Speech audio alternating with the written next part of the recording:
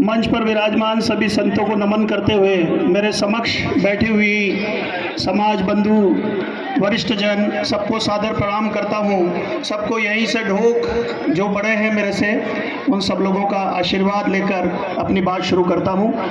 आज का महासंगम कार्यक्रम निश्चित रूप से हम सब लोगों के अंदर एक ऊर्जा देने वाला है, इस समाज के अंदर जान फूंकने वाला है। आज मैं जितने भी यहाँ पर आयोजन करता है उन सब लोगों को तहे दिल से बहुत बहुत बधाई देता हूँ। अगर आप लोगों को भी अच्छा लगा हो तो एक बार दोनों हाथ ऊपर करके जोरदार तालियों से अपनी आयोजन समिति को और इसकी पूरी टीम को जो है बधाई दी जाए।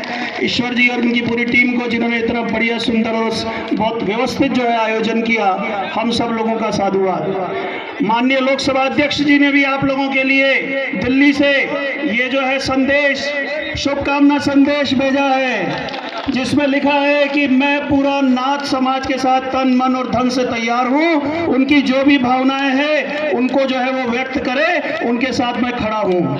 हमारे प्रदेश अध्यक्ष जी आज किसी कारणवश बाहर गए हुए हैं, लेकिन उनका भी जो संदेश मेरे पास है, उन्होंने भी ये कहा है कि जब जब मेरी जरूरत पड़ेगी और जब जब मेरी पार्टी को जो है बात करेगी जरूरत होगी इस नाथ संप्रदाय को, तब तक मैं उसके लिए पूरी तरह से तन मन से पूरी तरह से खड़ा हूं। और जैसे ही सरकार आएगी हमारी, हम लोग दिखा देंगे कि नाथ संप्रदाय हमारा कितना अजीज है, क्योंकि हमारा इतिहास कहता है इस बात को। याद करिए हमारी गौरवपूर्ण परंपरा को, जहां पर सनातन धर्म को जो है अक्षुण्ण रखने के लिए इन यहाँ पर बैठे हुए इनके पूर्वजों ने ही उसकी रक्षा की। और इसीलिए आज हम लोग देखते हैं कि जितना नाथ संप्रदाय ने सनातन धर्म की रक्षा की, वो कोई भी धर्म उस समय आगे नहीं आया था। हम लोग इस बात को कहें कि समाज को आगे बढ़ाने के लिए शिक्षा का होना बहुत जरूरी है। यहाँ जितने युवा बैठे हैं, हम लोग कहते हैं कि जितने भी लोग शिक्षित हैं वो आगे आए और अपने को शिक्षा और रोजगार से जोड़ने का काम करें। उसके लिए हम लोग भी आप लोगों के साथ तैयार है कि शिक्षा और रोजगार में जहां आवश्यकता होगी हम लोग तैयार हैं।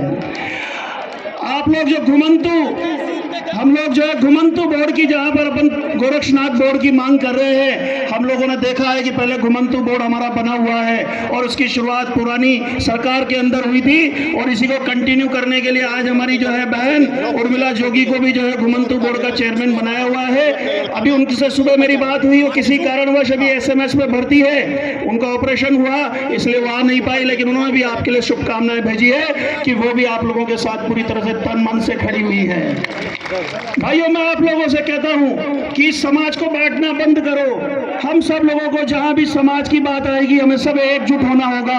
हमारी व्यक्तिशय मनोकामनाओं को एक तरफ रखकर जब समाज की बात आएगी तो सबको एक होना होगा, और जब समाज एक होगा तब मान के चलिए ये जितनी भी राजनीतिक पार्टियां हैं ये सब आप लोगों के पीछे होगी आपको प्रतिनिधित्व देने के लिए। और आज इसकी हुकार जो आज यहाँ पर आप लोगों का जन सैलाब दिखा है, आज इसकी हुकार जयपुर के अंदर ही नहीं अपितु दिल्ली तक जा चुकी है, वहां से भी मेरे पास बात आ चुकी है। तो ये आप लोगों की जीत है, इस जीत को बनाए रखे। और हम लोग जो है घुमंतु जातियों के अंदर भी मैंने कहा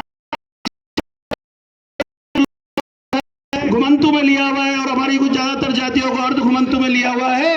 वहां पर हमारी एक मांग और होनी चाहिए कि गोरक्षनाथ बोर्ड के साथ साथ हम सब जातियों का एकीकरण किया जाए, और जो भी नाथ संप्रदाय को मानते हैं और बाबा गोरखनाथ को मानते हैं उनका सबका एकीकरण होना चाहिए। वो सब लोग रिजर्वेशन की कैटेगरी में आनी चाहिए, और जब ये रिजर्वेशन की कैटेगरी में चालू हो जाएगी तो मान के चलिए हमारे पास शिक्षा और रोजगार जरूर मिलेगा। बहुत बहुत धन्यवाद। आप लोग जागृत हो गया है कि आप हमारे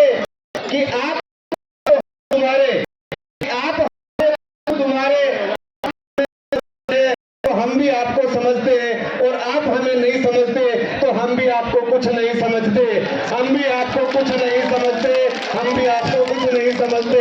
बिल्कुल जायज बात है, जो हमारा हम उसके हैं, जो नाथ के साथ वो सनात है, जिसके साथ नाथ नहीं है वो अनाथ है, वो अनाथ है। तो सनात होना है तो इस नाथ समाज की बोलिए भारत माता की, भारत माता की, गुरु गोरक्षनाथ भगवान की।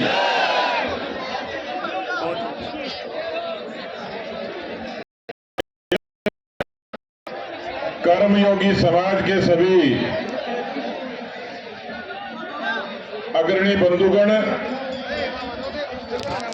मंच पर विराजमान पूज्य संतगण और यहाँ बहुत बड़ी संख्या में 50 डिग्री में उपस्थित सभी नाथ समाज के बहनों और भाइयों,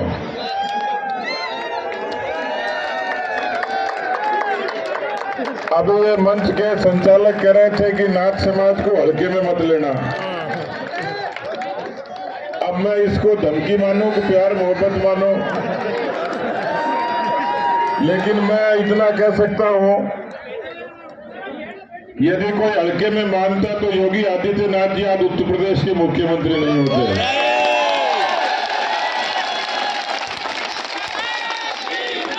और हम तो उस दिन का इंतजार कर रहे हैं, क्योंकि मैं एक मेहनतकश किसान के घर में पैदा हुआ। मेरा ननिहाल भी गुरु गोरक्षनाथ की तपोभूमि से ताल्लुक रखता है। मैं तो उस दिन का इंतजार कर रहा हूं कि जब कोई भगवा पहना हुआ व्यक्ति संयुक्त राष्ट्र संघ में भारत का पक्ष रख रहा होगा।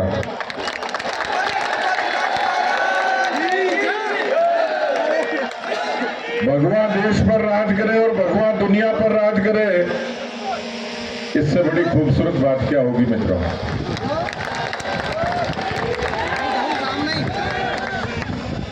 नाथ केवल समाज नहीं है, नाथ केवल हार्ड मास के इंसानों का समूह नहीं है।